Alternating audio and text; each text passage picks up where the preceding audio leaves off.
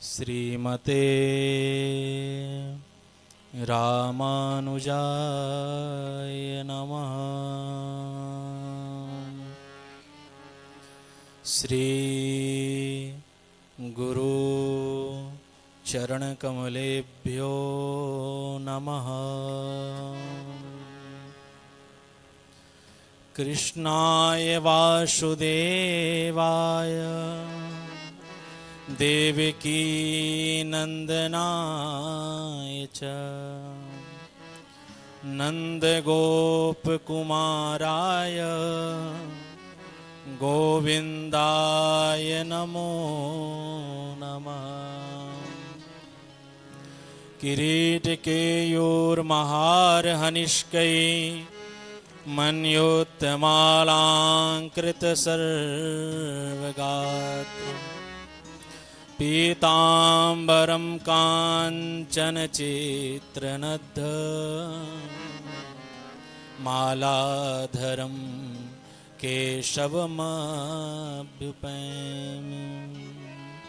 बोली बाल कृष्ण लाल की, श्री बांके बिहारी लाल की, श्रीमद् भागवत महापुराण की, श्री व्यास जी महाराज की जय, श्री सुखदेव जी महाराज की जय। दोनों हाथ उठा करके जय जय श्री राधे, जय जय श्री राधे, जय जय श्री राधे श्याम। परम मंगलमय भगवान श्री बांके बिहारी लाल के श्री चरणों में कोटि कोटि प्रणाम। भगवान की वाक्मयी मूर्ति श्रीमद् भागवत महापुराण और व्यास आसन को, व्यास पीठ को सुशोभित कर रहे हमारे बड़े ही स्नेही विप्र कुलभूषण, भागवत भूषण और भागवत में जिन्होंने अपने जीवन को समर्पित कर दिया, भगवत भक्ति में अपने जीवन को समर्पित कर दिया निस्वार्थ भाव से, ऐसे परम पूज्य पंडित श्री राजेश कृष्ण जी महाराज, मैं व्यासपीठ को और महाराज श्री को प्रणाम करता हूँ। और यहाँ पर विराजमान समस्त विप्रदेव भूदेव उनको प्रणाम करता हूँ। गंधर्व स्वरूप लाडली सरकार के लाडले संगीत वाद्य के समीप विराजमान ये ब्रज के रसिक हैं, उन सबको भी मैं प्रणाम करता हूँ। और मेरे सम्मुख विराजमान श्रोता वृंद, आपके हृदय में राधा माधव विराजमान होकर के अपनी कथा स्वयं करवा रहे हैं और श्रवण कर रहे हैं, उनको भी मैं प्रणाम करता हूँ।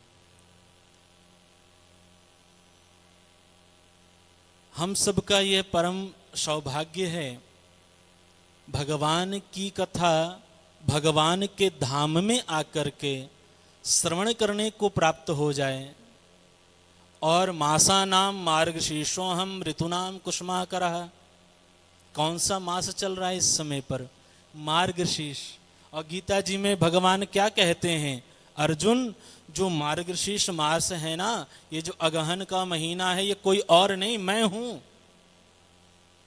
तो विचार करिए कि भगवान का वह उत्तम माह और भगवान के धाम में बैठ करके भगवान के प्रिय लाडले और भगवान के स्वरूप में विराजमान, नारायण के स्वरूप में विराजमान स्वयं कृष्ण स्वरूप श्री आप सबके गुरुदेव पूज्य श्री राजेश कृष्ण जी महाराज, जो आपके जीवन को धन्य कर रहे हैं, इस भटके हुए मन को भगवान के चरणों से जोड़ रहे हैं।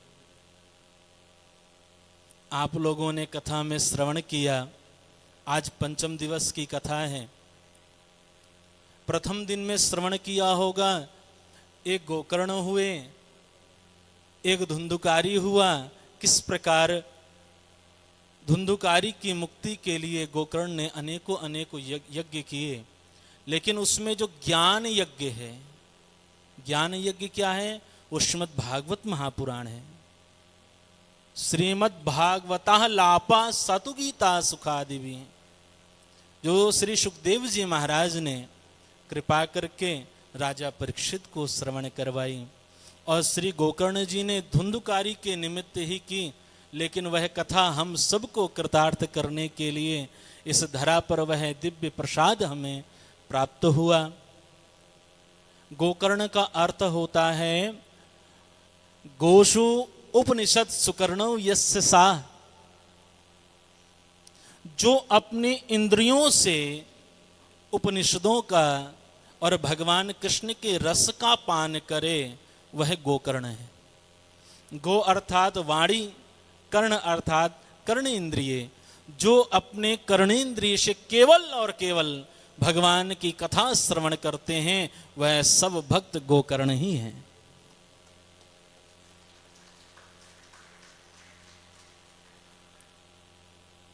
और श्रीमद् भागवत महापुराण जिनके सम्मुख आप बैठ करके भगवान की अमृतमयी कथा का श्रवण कर रहे हैं, नित्यम मम कथा यत्र तत्र तिष्ठन्ति वैष्णवाः कलिर्बाह्या नरास्ते वै येर्च्यन्ति सदा मम।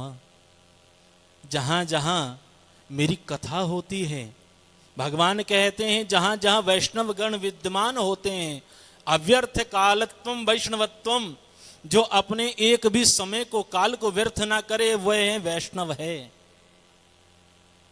तो आप भक्ति भाव से यहां बैठकर भगवान की कथा सुन रहे हैं, तो भगवान स्वयं श्रीमन नारायण कह रहे हैं स्कंद पुराण में कि उस व्यक्ति के ऊपर कलयुग का कोई प्रभाव नहीं होता, और स्वयं देवता भी उसकी वंदना करते हैं जो मेरी कथा का श्रवण करता है।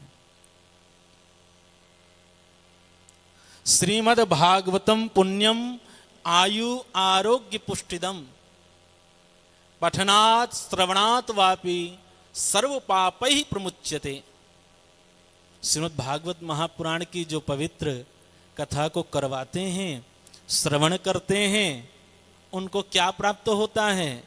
आयु, आरोग्य, शरीर स्वस्थ रहता है, निरोग्य रहता है, और भगवान बांके बिहारी की महती कृपा उन सब पर बनी रहती है। चाहे वह पाठ के माध्यम से हो, श्रवण के माध्यम से हो, आपके समस्त पापों को नष्ट करने वाली केवल श्रीमद् भागवत महापुराण की यह पवित्र कथा है। संत कहते हैं जो आप ये अमृत कथा श्रवण कर रहे हैं, आपको तो पवित्र करेगी, आपके कुल को भी यह पवित्र करने वाली है। भगवान की कथा का श्रवण करना, और महाराज श्री ने कितनी सुंदर बात कही, रज की महत्ता। हम लोग श्रीधाम वृंदावन में आए, यहां आकर के सबसे बड़ा जो प्रसाद है वह श्री जमुना जी का जल और श्रीधाम वृंदावन का रज, उसका सेवन करें और साथ लेकर के जाएं, जिससे आपके जीवन में अद्भुत परिवर्तन होगा और आपका घर भी पवित्र होगा, भगवान राधा माधव का निवास भी आपके घर पर होगा। ये वृंदावन धाम संतों की वह पवित्र भूमि, और यह धाम वह स्थान है जहां स्वयं बांके बिहारी जी विराजते हैं, अपने भक्तों के कष्टों को दूर करते हैं। महाराज श्री ने बड़ी सुंदर एक बात कही, और श्री धाम वृंदावन में समस्त संत महापुरुष बहुत स्नेह करते हैं महाराज श्री से, बड़ा सम्मान करते हैं, क्योंकि आप बहुत सरल हैं, सबका सम्मान करते हैं। और इतनी सुंदर व्याख्या भागवत जी की, कितना सुंदर आपका मालकोस राग है। मैं तो श्रवण कर रहा था, बड़ा आनंद मुझे मिला। रागों में कितनी सुंदर आपकी पकड़ है। जब राग है तभी तो अनुराग होगा। विरक्ता विष्णु रक्ता विरक्ता, जो भगवान की भक्ति में अनुरक्त हो जाए वह विरक्त कहलाता है।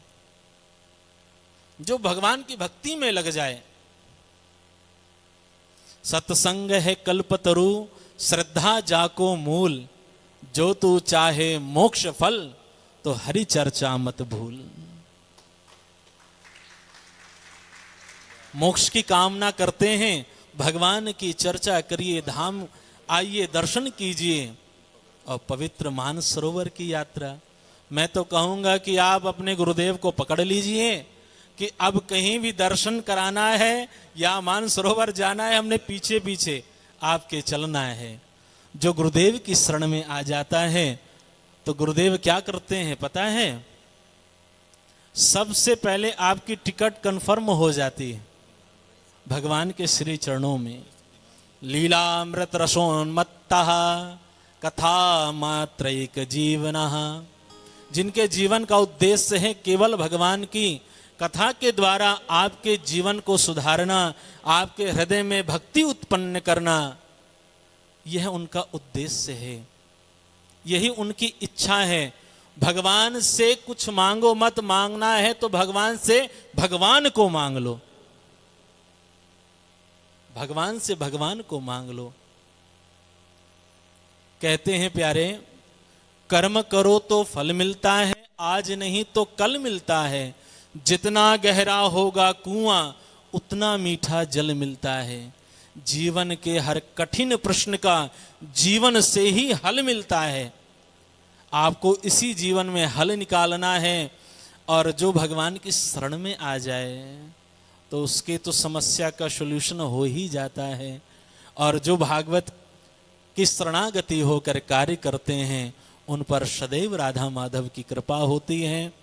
मैं पुनः व्यासपीठ को बारंबार प्रणाम करता हूँ, आप सभी का मंगलाशासन करता हूँ कि भगवान राधा माधव की कृपा आप सभी पर बनी रहे और ऐसे दिव्य आयोजन आप सदैव करवाते रहें, श्रवण करते रहें। एक बार नहीं, सदा सेव्या श्रीमद् भागवती कथा, एक बार नहीं, दो बार नहीं, तीन बार नहीं, जितनी बार अवसर आपको प्राप्त हो उतनी बार इस रस का पान करिए कि सदा आपके घर पर, आप पर भगवान राधा माधव की अनन्य कृपा बनी रहे। और महाराज श्री की वाणी के द्वारा तो ऐसा प्रतीत होता है कि मानो राधा माधव आप सब पर कृपा कर रहे हैं और वह सूक्ष्म रूप से यहाँ विराजमान होकर के कथा का श्रवण भी कर रहे हैं और आपके कष्टों को भी दूर कर रहे हैं। जैसे कालिया के ऊपर कृपा की, हे गोविंद हमारा भी ये जो शरीर है, इस शरीर में काम क्रोध लोभ मोह इत्यादि भरा हुआ है, इस कालिये को भी आप दूर करो, आप इसमें अपने चरण चिन्हों को रख दो। तो भगवान की कथा क्या है? भगवान की कथा हमें भव सागर से मुक्त कराने वाली है। तो भगवान की कथा का सहारा लीजिए और अपने गुरुदेव के चरणों से जुड़ करके कार्य कीजिए। आपकी मुक्ति अवश्य होगी, भक्ति प्राप्त होगी, आयु प्राप्त होगा और सदैव राधा माधव की कृपा आप पर, आपके परिवार पर बनी रहेगी। इतना कहकर मैं अपनी वाणी को विराम देता हूँ। आप सभी का मंगलाशासन और व्यासपीठ को पुनः बारंबार प्रणाम।